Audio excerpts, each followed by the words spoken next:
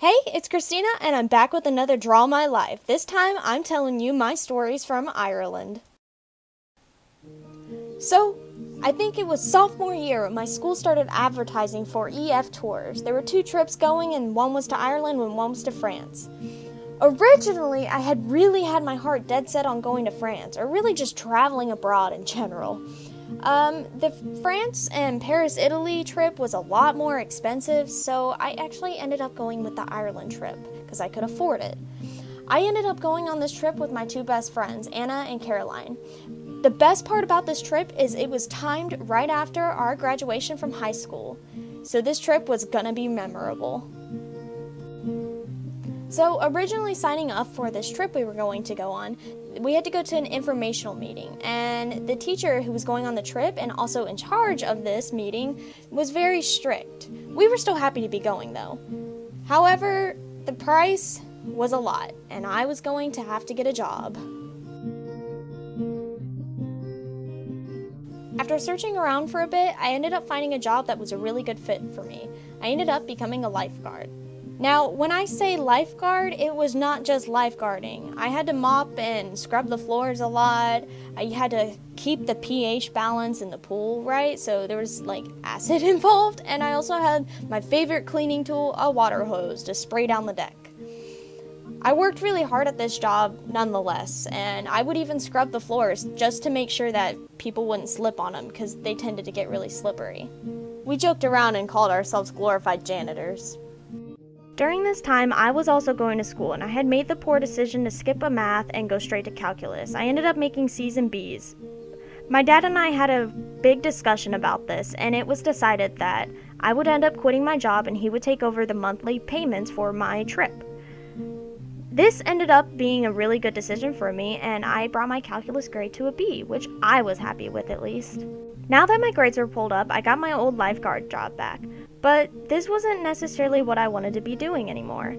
I wasn't really happy with it. I ended up getting a job at a local restaurant as a cashier, and I enjoyed this job very much. Well, at least at first I did.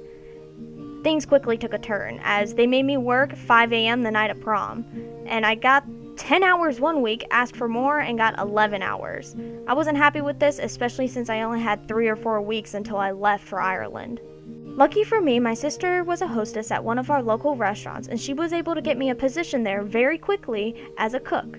I enjoyed learning all the new skills, as well as the pay and the hours were a lot better.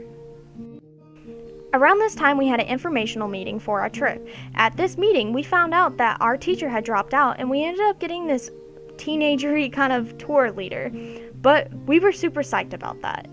This was my first flight I was ever going to take, and little did I know this flight was going to be 14 hours. I'm not sure which way we took around the globe, but it felt like forever. And to mention our tour leader again, she was super awesome. She was really easygoing, and I'm glad we ended up having her, as if we had had the teacher, we would have only been allowed one beer to drink the whole trip. She didn't care what we did, as we were legally adults, and as long as we were safe, she was okay with it. We ended up going with vodka shots and Red Bull for our main drink, but I did try the Guinness and the other beers as well. One of the nights I can remember, after we had just taken shots and Red Bull, we were at this sort of underground bar area dancing, and there was like a live band on stage. I had a lot of fun, and I happened to notice a woman there. She was dressed up really nice in a black dress, so I decided that I would dance with her.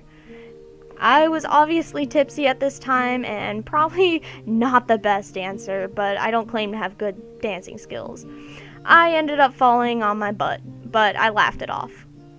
After having a pretty great night, my friends and I decided that we would walk back to the hotel. On the way back, we ran into another group that was with our tour, and we all walked back together.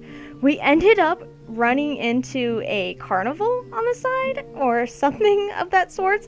Anyways, we bought a whole bunch of tokens, and all of us ended up going drunk on the bumper cars. It was super fun.